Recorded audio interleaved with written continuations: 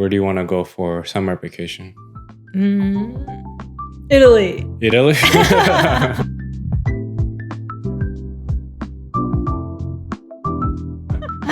Although I kind of miss the Philippines, actually. I was just telling my uncle, we were texting each other, and he was saying how my other uncles and aunts are visiting the Philippines for a few months. They're going to stay there. They're retired already, so they don't, have obligations with work anymore. And I was like, oh, I kind of miss the Philippines. Yeah, because your family is from there. Your mom and your dad is originally from there. Yeah. And she's the Ube side of our podcast, UbeMatcha Podcast. And you're Leah. My name is Leah. I'm Filipino-American, born here in the U.S., lives in Seattle, and now living in Austin. And I love ube. And ube is a super popular flavor now. It's a purple yam. But yes, that is my background. And this is Elisha. I'm from Japan, grew up in Japan and migrated to US. And I represent the matcha side. And today we want to talk about our travel. And our travel, not so much maybe leisure travel, but our travel back to our country or origin. Obligatory travel when we were kids. Or at least maybe we thought it was kind of a pain maybe as a kid, or we were not maybe enjoying it as much or appreciative of it. But now looking back, I feel like those were travels, and we're talking about travels back to our home country or visiting our home country, since I wasn't born in my home country. I was born here. Well, how that kind of shaped our lives, thinking, and the experiences that we gained from that. And that's a two different perspective, because I grew up in Japan. So when I say I go back home, literally I was going back to the house that I grew up. Whereas when you say going back home, it's more back to your the origin, or what do you call that? I guess I don't know, my cultural where you're really roots. From. My origins. I don't know, yeah. But probably more like my ancestral roots, since my ancestors are not from the U.S., they're from the Philippines, and I'm first generation American. So it was more me visiting my ancestral country in a way. So when we say first generation, it means you're born in U.S. Yes. So first generation Asian American. Yeah. And what am I? The you immigrant? are an immigrant. Yes. I'm an immigrant Asian person. Because your parents weren't born here. They also came from Japan. And you weren't born here either. Right. So I guess I can start from my story, which I've already talked about a little bit in the previous episode that you can rewatch, for my culture shock episode, where I talk about how I was really shocked by many things when I came to US. For the first time. And I came here when I was 13 years old. So that's right after I graduated from elementary school. And that's when I guess my parents thought that's a good transition period, because, well, we're going to go junior high, and I guess most of the time you'll see the same friend you see in elementary school, but it's like a good transitional time where you meet a lot of new people. It's going to change anyway, so why not? Yeah.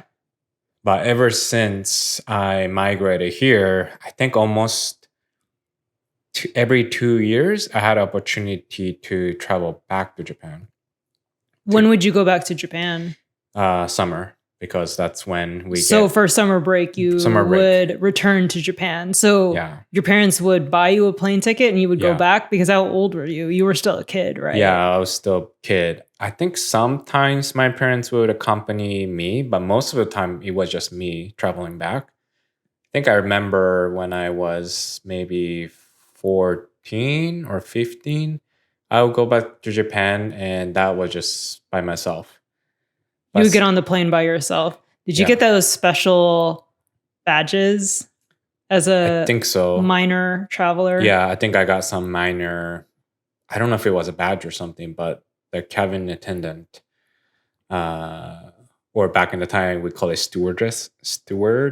Yeah. That's how it used to be called, would accompany me. But it's not like they are accompany me a lot. It's more like just when I get off the airplane, they'll just take me to the exit. Oh, okay. So you wouldn't have to get lost finding it yourself, maybe? Yeah, just making sure. But I don't know if it was even needed. But then I think first few times my dad would, the background, my mom and I lived in US, Seattle, and my dad actually lived in Japan because he had a church.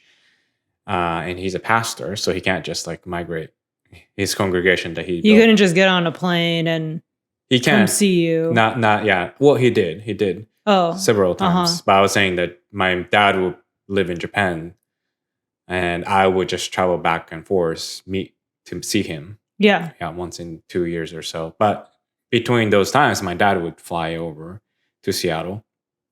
But yeah, first few times, my dad would pick me up at the airport. So I think he'll be waiting at the gate or the luggage claim. Then I'll see him there, and then I'll get the luggage, and then we'll drive home. And I think it's like 3-hour drive. 3-hour drive from when he picked you up at the airport to your house. That's so long. Yeah, because in Japan, there is usually like a Chiba prefecture is where you have the Narita International Airport. Mm-hmm. So if you lived anywhere outside of it, it's going to be like 3 hours or 5 hours of drive. Oh, to drive back. Or commonly in Japan, you would just get onto the train. Yeah. Right. But my dad would pick me up at the airport, and then we'll drive back home. Wow. Did you notice any differences in the airport in the US compared to Japan? Well, there are a lot of differences, which is actually maybe very interesting to cover. Yeah, maybe in a complete episode about it. Like in short, like I would say the food is really good. Oh, okay. Yeah. And I think the structure is also, I guess the Narita airport is maybe a little bit more interesting, where the platform you kind of go up and then you go down in the platform and then you go through the customs. And today there's like a lot of food and souvenirs. Yeah, didn't they build a brand new part of it? I think so. Yeah. Back in the time, I think it was more simple where you just eat, and there's some shopping stuff. But yeah, and then I would just come back every few years to Japan. Mm-hmm. And it's for summer vacation because I get the summer off. How long would you stay in Japan during the summer? So that was different year to year. Like sometimes I would only be there for like a week or two. Oh, wow. It's really short for international travel. And other times I would stay for like 2 months. Mm-hmm. So depending on when I thought how long would it make sense. Because sometimes, like, I don't know, maybe I want to go back to US and don't have much to do in Japan. Oh, I see. And the other times I feel like I have some more thing to do in Japan as well. And I think that may be also dependent on, I guess, families. Do they have time to take care of you? Because the adults are working, right? Yeah, so your dad would be busy even when you visited Japan. Right. So I would have to hang out with the friends from, definitely not from the school because I've lost contact with the friends from school. So I would hang out with a lot of people from church. I would also just go to travel on my own. Travel around Japan. Yeah, around Japan. I mean, not like a long distance, but maybe like an hour or two. Stay in the Tokyo area. Yeah, stay in the Tokyo area. And of course, you have to have some money to do something because you could sit around doing nothing in home. And what's the point of staying in there for a long time, right? So there are some years that I was like, I don't know what I'll do. Like now as an adult, we want to stay as long as we can. And because you actually have money to do things, fun things. But when I was by myself in Japan, I would have to figure out what I do every day. I see. Yeah. Did you hang out with friends a lot? A little bit, but not all the time because the vacation sometimes wouldn't overlap. Oh, I see. When does vacation start for grade school students in Japan? So it's actually pretty consistent, maybe even today, pretty consistent. It's usually like end of July. That it starts. It starts, and then the entire August. But in September, you're coming back to school. Whereas here, at least in Seattle, we had vacations starting like mid-June or something. It would be end of June, I think, almost. Okay. Yeah, that school would end. And then we would go back to school. Is it end of September? I feel like... That was college. Oh, yes. Yeah. So early September. Yeah. But here in Austin, they get out of school early June or something. Yeah, early June, and they go back to school in August. Yeah, that's weird. Yeah, that was strange. That was a culture shock in our own country when schools like don't align with when they go back and they go to summer break and everything. Yeah. So internationally, if it doesn't align well with the family in your home country, then it's even harder, right? Maybe it would actually align better with Austin, maybe. Yeah. Well, no, it might, because in the middle of the vacation in Japan, for example, Austin, you have to go back to school. Oh, then you have to go back. Okay, never mind. So it doesn't maybe work it aligned too well. A little bit better with Seattle. Yeah.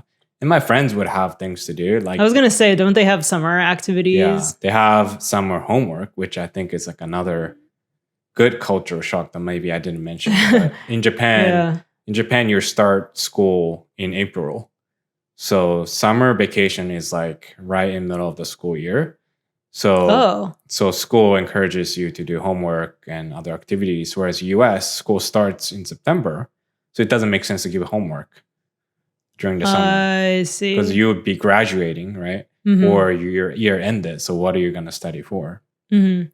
So my friends would be doing some activities, homeworks, extracurricular activities. If you're into sports at school, that's also when you might be playing sports. Like if you watch... Oh, during the summer? Yeah, during the summer. Because if you watch sports anime, depending on the sports, you would practice during the summer. Oh, I see. Would you go see your friends playing sports, or is that separate? No, I think it's a little weird if you're not part of the school. Oh, okay. Yeah, because you can't just go in to just show up and watch them. Yeah, I think it's much more strict now, but yeah, even before it was more strict. You can't just go in unless you want to pretend like you're a student there. So yeah, I think the more time I spend was just hanging out by myself. So that's why sometimes just 1 week, because I don't know what to do. Where would you go by yourself? Like, were there places that you frequented when you went back? Most of the time, because my hometown didn't have much. It's like a suburban. So I would go to a few cities to play like arcade games, like a DDR. Oh, you would play by yourself. Yeah. Dance, myself, exercise. Or just, where I would do more shopping, because buying games, buying goods, animation, gift stuff, I would just go to shop around in other cities. Because my hometown now has a lot of cool stuff, but back then it didn't have anything. So I would have to take a train by myself, travel around. Yeah. My favorite place, of course, is Akihabara. Oh, okay. Right. And Akihabara is where they have a lot of anime and video games. And you can play at arcades, right? And shop. Yep. It's where all the otakus would gather. It used to be Otaku City for like electronics nerds, but it turned into like animation and comics nerds city. So I would just go there and buy stuff. Was it crowded in the summer in Akihabara? Yeah, I would say so. I think it's crowded. I guess I don't know if it was more crowded than other times, because now with the tourists, it almost doesn't matter when you go. Oh, right? Okay, right. Yeah, there's just tourists everywhere, I'm assuming. Yeah. And I think the native Japanese people might not hang out in Akihabara during summer. It might be more the tourists who go there. So yeah, that's what I do a lot of the times. Yeah, I think it was important for me to go back. And we call it Sato Gaeri. Oh, Sato Gaeri. Yeah, Sato is like a village. Uh-huh. So if you watch anime like a Naruto, where it's like the what do you call it? Like something Sato, like the village of like the Konoha or the other ones. It's a Sato is the old word. It's the old word for it. For hometown. And then Gaeri, Kaeru is like to go back. So satogari means like you go back to the home. Go back to your village. Village, yeah. So I will do that because it makes sense, right? Because there's a place that I can stay. There's a people that I know. And yeah, I could have gone to Europe and other places, but I guess I didn't think of doing that as much. You probably didn't have money. Yeah, didn't have money. My parents want to see me. People that I know growing up would want to see me come back too, right? So do you feel like you were different than your friends or people in Japan? Yeah, I think I felt I'm different even when I was growing up in Japan. My dad would tell me like, yeah, you're not going to fit well in Japanese culture because I think I'm being only child and not having the typical, I guess, mindset of Japanese people conforming to the norm of society, that my dad thought like, yeah, you're not going to fit because you don't prescribe to like Japanese norms. Like you just do whatever. Okay. They're like, yeah, you're going to be out of line to send you to the US. No, I'm just kidding. But then my dad would tell me that because I look Japanese and I speak Japanese, that I need to be careful how I behave. Because on the outset, they expect me to act like a Japanese person, but I don't act that way. And they don't sometimes understand, or they forget that ever since I moved to US, my mindset starts to shift towards more American society. Were there like any awkward incidences that happened? I would say, yeah, when like you're more publicly okay to like, let's say like cuddling, like in US, right? If you have like boyfriend and girlfriend, couples, right? But in Japan, even in a train, like if someone is cuddling, you'll get this cold stare. Whether it's like a jealousy or like, why are you showing? Or it's like inappropriate. Why are you doing that in public? In public. Why are you showing that? And I think that's the case with many countries, even in Europe. Like if you were to go to Italy and try to go to the church, and women had to cover their shoulders. Oh, remember? So there's this, you have to be, what do you call this? It's not pure, but it's, I can't think of the word right now, but you know, there's a conservativeness in that aspect. Yep. Yeah. I think the older the country is, the more likely I think that's expected. Where there's like a lot of history, or they've already established all of these like norms from a long time. It's like, why rock the boat? Yeah. Right. Yeah. And you also don't, I mean, it's kind of weird. In Japanese culture, you would call someone like a fat. And that's really you just call someone fat. Like if you see a friend like, hey, you're fat. You got fat, yeah.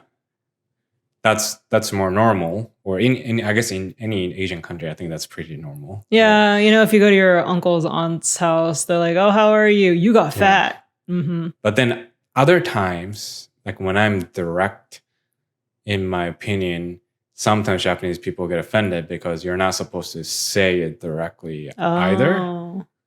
Well, if it doesn't have to do with like your weight, then what can you, or what are you not supposed to be direct about if you can be direct about weight? I think like the way I thought about something or someone, I don't remember exact context of what offended some people, but like they will laugh or smile in front of you, but then they'll be like secretly hurt behind the scenes. Oh, so then you would hear it from someone else that they told them that they didn't appreciate what you said. Yeah. I think I have a lot of those.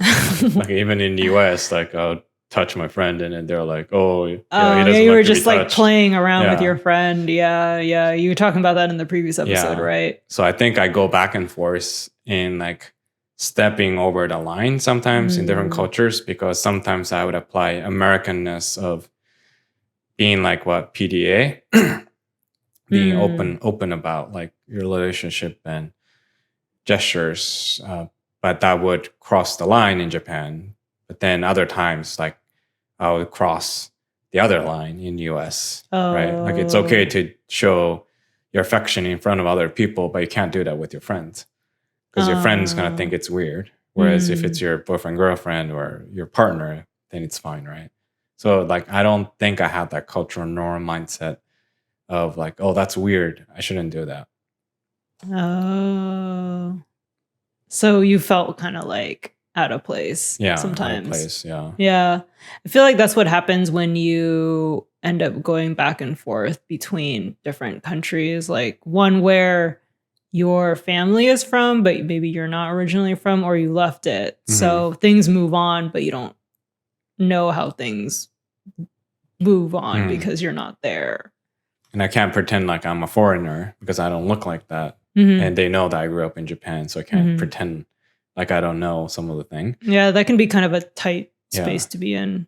And it's hard because when you're elementary school, you learn some of the norms, but you kind of get a free pass on a lot of behaviors because they think, oh, you're a kid. You don't have to worry about using the polite words, or you don't have to say, you don't have to say things with the tatemae, which is like, you say something and then you think differently, right? You learn those as you get older by socializing with other people. I socialize with American people, so that's how it gets applied when I speak in Japanese, the way I say or the things I say, right? So going back and forth between cultures, speaking its original, like when I'm in Japan, I will speak Japanese. When in US, I will speak English. Not perfectly aligning with either of the culture is how I went through, I think, most of the adolescence. Your adolescent years. Adolescent years, yeah. But for you, it's a little bit different because when you go back to Philippines, you're more like a visitor. Yeah, I would say more, like a traveler, not that it's my home, right? So in a way, it's already very foreign to me. Like maybe it's almost like if I traveled to Malaysia, maybe another Southeast Asian country, but more familiar because I still grew up with a lot of Filipino customs and traditions. So I understand and relate to that when I go to the Philippines. So I've been to the Philippines probably, I think, 4 times in my life. And whenever I visit, I usually visit for about 3 weeks. So like almost a month, which I think makes sense for international travel because, it's a long flight there and a long flight back. So you want to make the most out of your time and spend as much time as possible. So I think the first time I remember going to the Philippines or visiting was when I was 11 years old. And I would go back with my parents and my brother and sister, my grandparents. Sometimes my uncles and aunts would come with us. But that was when I was a little older. When I was younger, a lot of my uncles and aunts were still in the Philippines and they immigrated later to the US. But yeah, there were a lot of things I kind of saw more from a foreigner's perspective. Because you grew up in US most of the time, and then only at 11, you travel to Philippines. So you're coming in more as an American person. Yeah. And I remember, I think I was there during the holidays or Christmas, which already is Christmas is a very big event for the Philippines. It's pretty much like almost like an entire month of like celebration. Like there's celebration like every day where it's, going to church, eating special food, or just like spending time with family and doing a lot of traditional things. So it's very festive, I feel like, during that time, and very busy. Like we would always be going somewhere. And yeah, I would stay with my uncles and aunts. So in the previous episode, I talked about how they lived in kind of a compound area where they would have like little homes like next to each other. And it was funny because the sleeping arrangements kind of switched every time we came. Like when I went there when I was 11 and 16. And then older, then we ended up just staying at hotels when I was older. But I would stay with my uncles, aunts, and cousins, and we would sometimes like share beds, or like I would sleep on a bunk bed. Or sleep on my aunt's bed and basically like kick my aunt, out of her room. my grandma had 7 kids. So even in the compound area, there wasn't enough room for everyone. Like there weren't separate bedrooms for everyone. So my uncles, I remember when I was a kid, like they would sleep on the couch. Like that was their bed.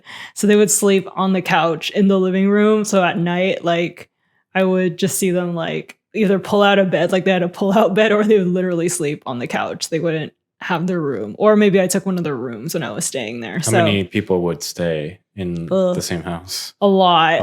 Probably 12 or something. Wow, well, also because adding us, right? And that's at least 5 of us.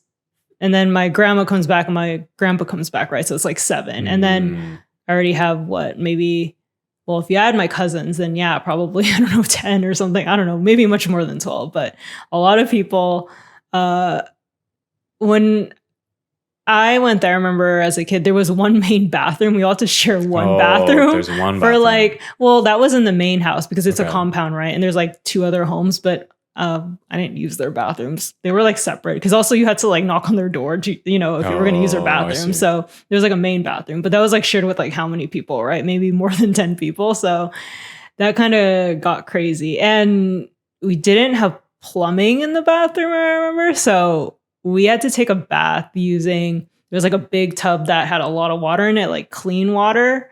And then you would take a little tub with a handle, we call it a tabo, and you would scoop up the water and then throw it over yourself. And then you would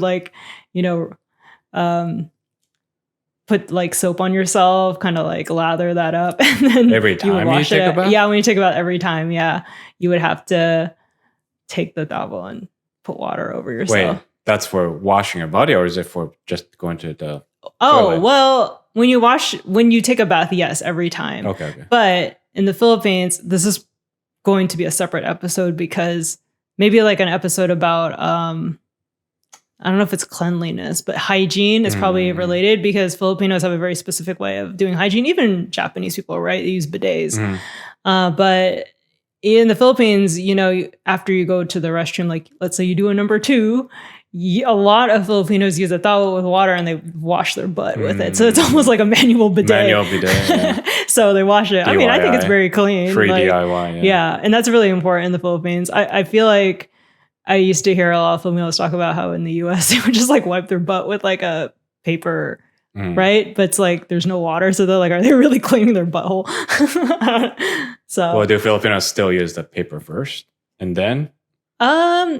Depends. I don't think a lot of poor people have toilet paper regularly in the Philippines. And when I go to public restrooms sometimes there's no toilet paper, but there is a tabo. So you can wash your butt. Well, I remember buying toilet paper. Oh, yeah, that's another thing. So you could probably do an entire episode about this. But yes, some public restrooms you have to buy toilet paper. But a lot of them, they just have tabo and they have like a hose that you can just like spray or put some water in the tabo to wash your butt. I think I remember seeing like a spray thing. Yeah. I was like, I don't know how to use it. I'm not going to use it. When I went to Philippines. Yeah. They were assuming that Filipinos use it. So that was different. I had to do that every time because I stayed with my uncles and aunts. That's how we would take a bath and like wash ourselves.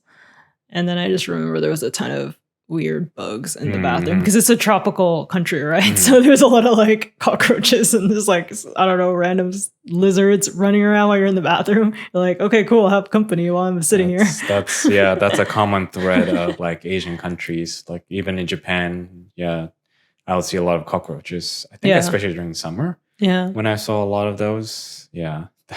So it was definitely a lot different. I feel like in the US, just more quiet in general. But whenever I went back to the Philippines, it was just noisy just because there was so many people in the house and people would be up all different times of the day. So you didn't really have privacy because you didn't have your own room really. So I would just be hanging out with my family or meeting up with other family like uncles and aunts that weren't directly related to me, but maybe like more distantly related to me. We would stay at their house. I would stay at a lot of relatives' house who I'd never met before. Or I don't even know how they're related to me, but they were related to my mom or dad. And we would sleep in one of their bedrooms and eat breakfast with them and lunch and go around with them because some of them had their own cars and would drive us around. And we would hang out for maybe a few days. And then we would go back to my uncle's and aunt's house and spend more time with them. So There's a lot of going around, I remember, as a kid. And public transportation, at least the area my family lived in, so they live in the Voltas, which is like north near the water of Manila.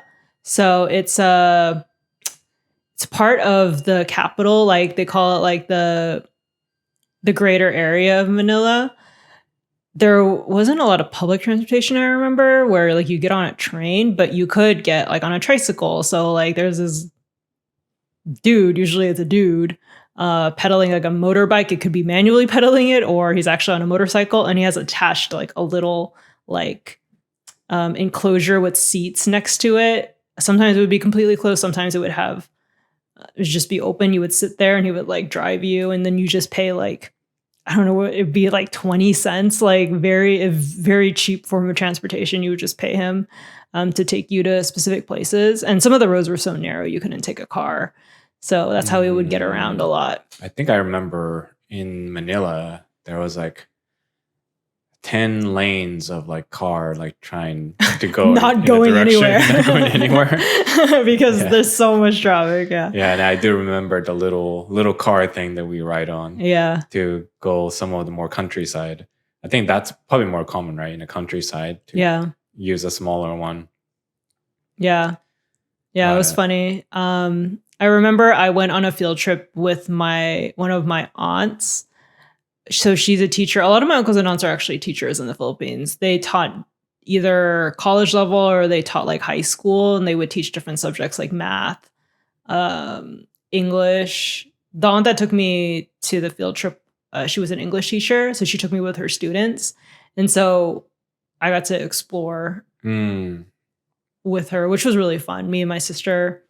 And we met her students. Everyone was like super friendly. People are very warm in the Philippines. So I felt like there was like a lot of people were very welcoming, and they just like accepted us, and they were like, oh, you're kind of like a student too. So it was fun. I think we went to like a cultural center in the Philippines. It's one of the big ones. I don't remember the exact name of it, but it taught about the history of the Philippines, like native like dances, history, food, things like that. So that was fun. I did a lot of like those school things because my uncles and aunts were teachers at a school. So I ended up like joining them for a lot of those when I was there.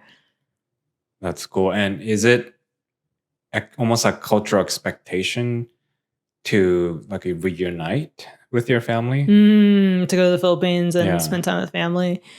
I feel like in general, Filipinos are very family oriented. So I think if you're able, a lot of families want to go back to the Philippines, especially if they're working abroad. They want to see their family. A lot of people, they call them OFWs.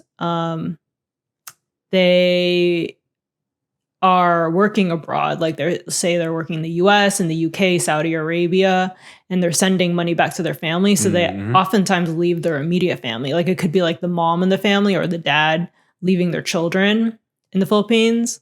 So they want to go back and visit because that's their family. They still want to see their family, but they can only see them maybe once a year because maybe they don't get a lot of vacation, or they need to save money. They need to be able to send money to them.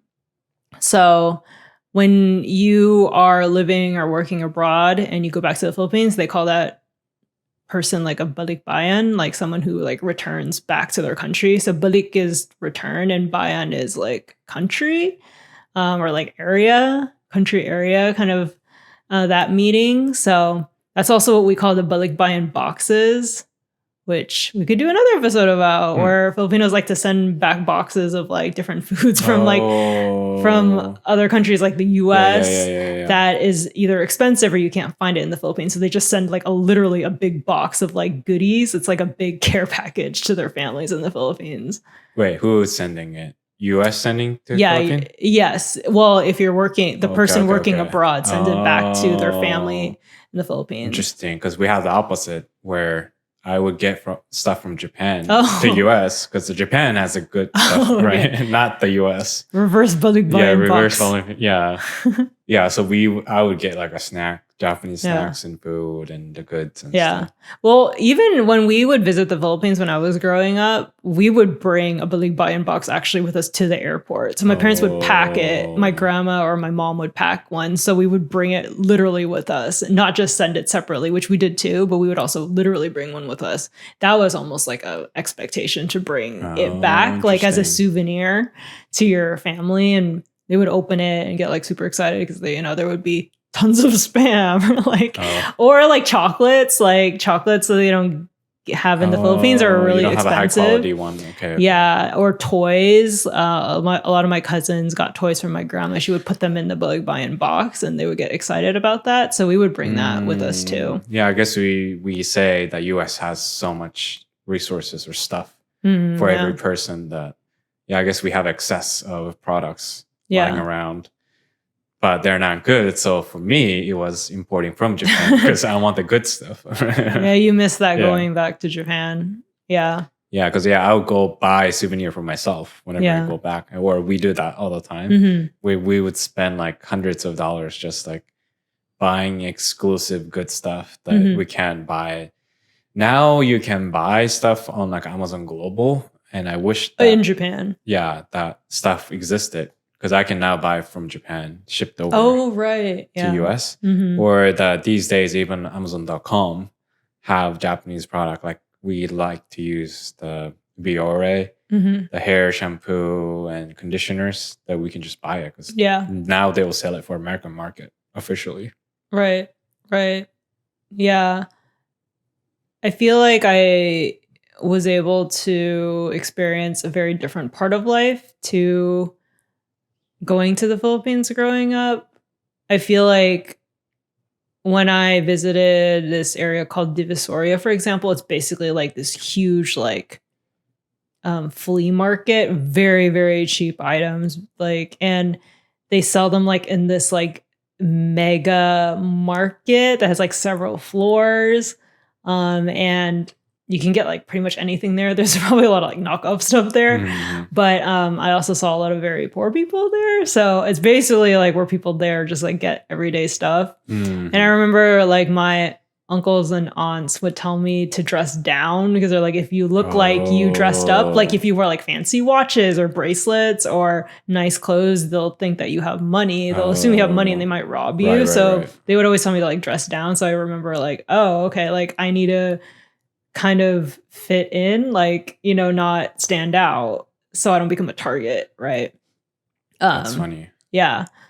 But I feel like, I don't know, there was almost like this like fun feeling of being surrounded by family. I feel like there were just like always like something going on. We would always like go to places with like a ton of people. So, I mean, maybe that could be kind of insane for some people, but I thought it was really fun.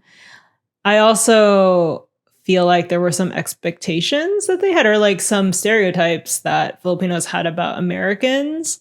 I think one was, I think they assumed that Americans were more loud, kind of like chatty. And I mean, my sister and I were never really chatty people. So I remember what do you call, like a seamstress. She was creating my mom's like wedding gown. She asked if we were Canadian because she was like, you're so quiet. You're not American. Like she didn't think we were American because we were so quiet. And I was like, oh, is that a stereotype of Americans, that they're just really loud and like, just like in your face kind of thing? But like me and my sister were like really shy. So we didn't talk that much. So they just assumed that we might be Canadian because Canadians maybe are like more like we should do stereotypes of Americans from the perspective of Asians. That could be funny. That could be really funny. But yeah, they have like these views, right, of Americans. And it's also hard because I understand Tagalog fluently. Like my understanding of Tagalog is fluent, but it's not easy speaking Tagalog to everyone because, for one, not everyone speaks Tagalog actually in the Philippines. There's so many dialects. I think it's a country where it's one of those countries where it has one of the most dialects, like over 60 dialects. So you could speak Tagalog to someone, but they might not even understand you because they could speak a very regional dialect. So I remember trying to speak to we talked about in a previous episode how a lot of families have maids or like butlers. I tried to speak to like a maid, I feel like before, like I was just telling her something random, like I was going to throw away a banana or something. I wanted to throw away a banana here. And she was like, what? Like she was confused. And then one of my relatives said, oh, she doesn't speak Tagalog. She speaks Bicolano, I think. So Bicol, my grandma's from the Bicol region of the Philippines. They have their own dialect. Oh, interesting. And so she didn't understand, even when I explained to her in Tagalog, what I was saying, because she speaks a completely different dialect. Is it because government is not mandating like the entire population to like learn the Tagalog as a standard dialect? Because in Japan we would do that. Like we would mandate that you learn the standard, what we call Hyojungo, as official language or dialect. And then of course everyone would have their own dialect. But all the young people would get the education of the standard dialect. Only maybe if you're still like in 90 years old, 80 years old, might have some dialect only conversations. But today it's probably mostly standard. Dialect is something that you can commonly speak. Yeah. I feel like it might be an issue of not having enough money maybe to go to school and learning. And maybe if you don't have the resources to learn, you're probably not going to learn. So it could be that they didn't have enough money to go to school and learn.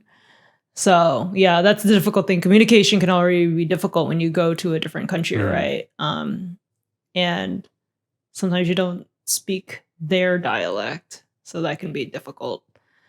But I think if things I felt were more free in the Philippines. Like there were like no rules, which is kind of like nice in a way because you could just do things, like I just go to an internet cafe, just go with my family and like it's fine because, it's just in the hometown and people just walk everywhere. So it's like, okay, right?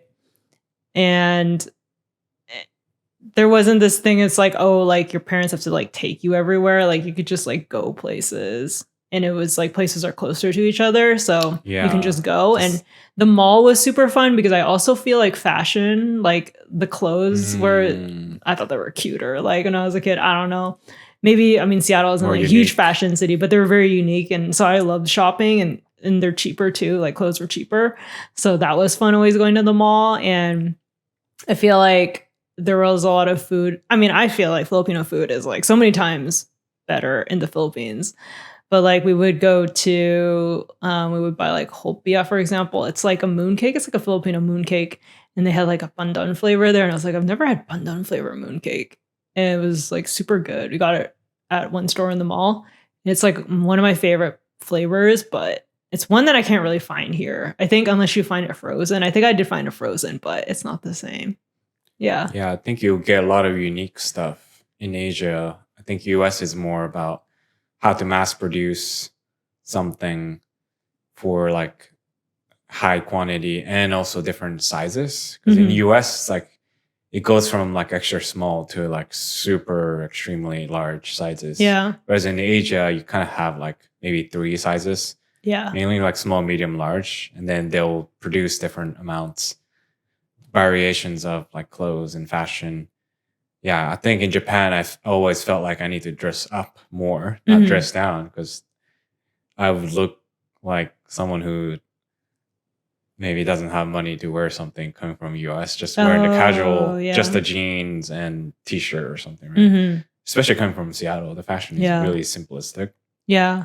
It was so nice to be able to just go next door. I remember for breakfast, we would have like sweet donuts. Like they were basically like sugar donuts. And I think my uncle would go next door because they would just have shops that were part of homes or just have shops, like corner shops. That's, I think, very common in Japan too. Yeah. And you would just like forget like freshly made like donuts or like food in the morning just next door. It's not like you have to get in your car and drive like 10, 15 minutes. So that was really nice. I like that aspect. Yeah, I think I miss those aspects of just going back to Asia. You can just walk around. Like I can just go take a train by myself, and you can just walk around by yourself, and go to a cafe and all the stuff. That's one thing I definitely miss because in US growing up, like you can't do that. So going back to those home countries are like a treat. Yeah. Of the experience that for me, like that's an experience I grew up with, and I'm familiar, and I like the experience that I had. And for you, it's fresh experience for you, but it's something that's different and fun. Yeah. That you look forward to go back to.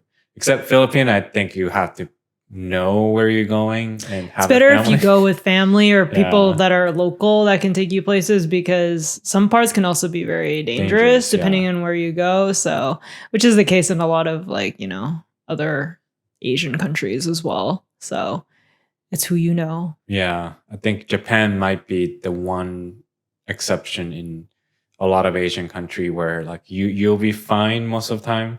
Maybe there's like a 1% or 2% risk in anything you do, but you're not gonna get ripped off usually. You don't haggle. They just give you the right price. Yeah. Yeah, you just go anywhere you want to stay and there will be transportation available. Yeah, where do you want to go back? Do you want to go back to Philippines? Do you want to go Japan? Or do you want to go to Korea? Because we both haven't visited, even though that's the other part of Korean. Yeah, I'm half Korean. The other part of my life. Yeah. I just never grew up there. Like I only spent like a year. You spent a year, yeah. We need to talk about that. Yeah. So I don't have any like memories of where I've been to. So it will probably look completely different. Yeah. I mean, I think I would like to explore different parts of the Philippines and Japan. Like I want to go to Coron and Palawan, which is the more like kind of far away parts that have like beautiful, like clear water and nature, but definitely more remote. So they're not in the city. I'd love to go to some of those places in the Philippines. And in Japan, like I think there are a lot of cool historical sites, and nature I think is really understated and undersold, I feel like, in Japan too. I mean, obviously the food is good. I like to try like regional food. Yeah, but regional food's good, but you need to walk off all the calories too. But yeah, I mean, I want to go to different places in Japan as well. It's even places that maybe people don't really go to. I think that's really, really, really interesting to me. I think there are a few prefectures that people don't really go to that I hear are really nice and probably less crowded. Yeah, even we only cover like main touristy city too, and we haven't gone down to like more suburb area of Japan where there's a lot of nature and good old traditional stuff, not just the touristy trap stuff. Maybe one of the episodes we should go dive deeper into each country and traveling episode. But for today, I think we're done here talking about the home countries and how growing up in Japan, for me, going back home is like familiar experience, but I guess I'm like walking fine line between being native Japanese versus like foreigner. And for you, it's more about foreigner experience. Yeah, it's like learning about my culture. Yeah, learning more. About reconnecting with your culture that you didn't grow up with. But yeah, let me know where your home countries are, and let us know if it's like interesting place to visit or the story that you want to share. And we do this every single week where we release episode on YouTube for the podcast, full episode. And we also have YouTube Shorts and TikTok going out every single day. But make sure you subscribe and also hit the bell so you get notified every time we release an episode. Yeah, until next time. Bye.